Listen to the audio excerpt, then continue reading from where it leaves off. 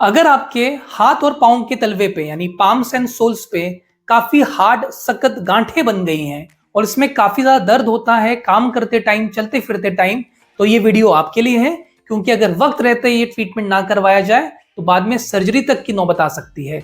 नमस्कार, मेरा नाम है डॉक्टर सुनील कुमार राणा और आज मेरा विषय है कॉन कैलोसिटी या कैलस, जिसको गोखरू भी कहा जाता है।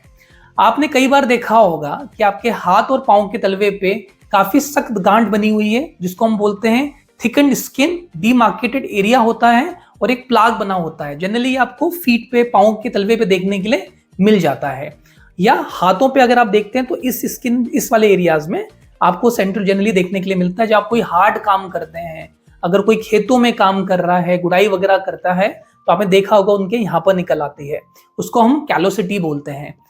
दूसरा होता है कॉन। अगर आपने देखा होगा तो ये कैलोसिटी का ही एक छोटा रूप होता है, पर इसमें सेंट्रल प्लग होता है और ये काफी ज्यादा दर्द करता है। आपने देखा होगा कि छोटा सा काले रंग का या सफेद रंग का दाना सा बनता है, उसके सेंटर में कोर होता है, तो ये होता है कॉन।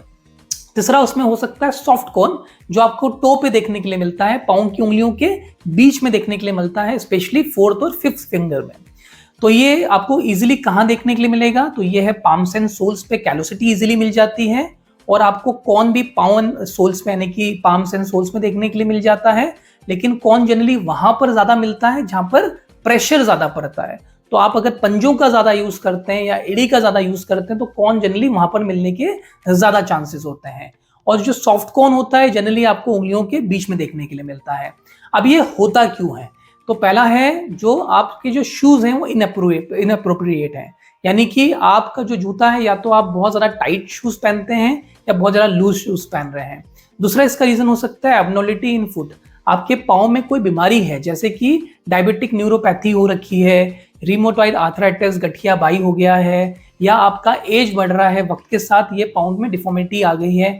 या तीसरा जो रीजन है वो है एक्सेसिव यूज।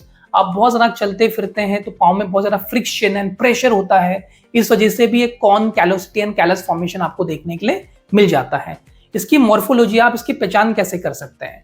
हमने बताया था जो कैलोसिटी है एक वेल डीमार्केटेड एरिया होता है और चमड़ा बहुत ज्यादा थिक हो गया है, इसका हम वैक्सी अपीयरेंस मानते हैं, मतलब हल्का सा ये व्हाइटिश आपको देखने के लिए मिलेगा, इसमें कोई कोर और प्लग वगैरह नहीं होता। अगर हम कॉन की बात करें तो ये बिल्कुल छोटा सा एक एरिया में होगा, जनरली सर्कुलर शेप में होता है और बीच में इसमें कैरेटिन प्लग होती है और काफी ज्यादा दर्द करता है। और सॉफ्ट कॉन जो होता है ये बिल्कुल आपको देखने के लिए मिलेगा उंगलियों के बीच में, जनरली व्हाइटिश किस्म का होता है। और एक और डायग्नोसिस बनती है वो है मस्सों की या वॉट्स की, जो मास्क कर सकता है कैलोसिटी को एंड कॉन को। तो इसमें आपको देखने के लिए मिलेगा कि इसमें ब्लैक रंग के बारीक बारीक से थ्रोम्बोस कैपिलरीज हैं, बारीक बारीक से आपको देखने के मिलेंगे कि वहां पर काले से डॉट्स से देखने के लिए मिल रहे हैं। तो ये वॉट का अपीयरेंस हो सकता है जो कॉलीफ्लावर शेप का होता है। अगर हम इसके ट्रीटमेंट की बात करें तो ध्यान रखिए, अगर वॉट है तो ये वायरल इन्फेक्शन है, इसलिए अपने जूते चप्पल किसी के साथ शेयर मत करिए।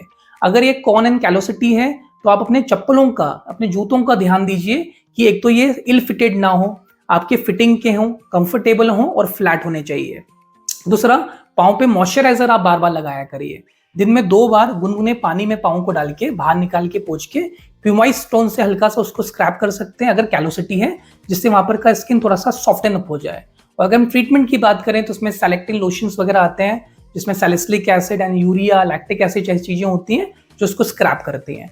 ट्रीटमेंट में हम इसमें जनरली पेयरिंग का प्रयोग करते हैं। पेयरिंग से हम इसकी डेड स्किन को निकाल देते हैं और एक TCA नामक दवाई इसको बीच में सेंट्रल पोल पे टच की जाती है।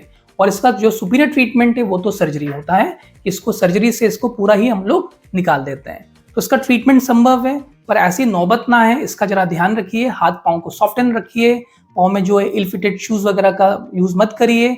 हाथों पे भी ध्यान रखिए कि कोई ऐसा भारी अगर काम कर रहे हैं तो ग्लव्स वगैरह पहन के भी आप चाहें तो काम कर सकते हैं।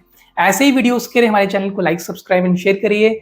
कोई भी क्वेरी होता है तो कमेंट सेक्शन में बताइए, मैं आपको जरूर रिप्लाई करूंगा। धन्यवाद।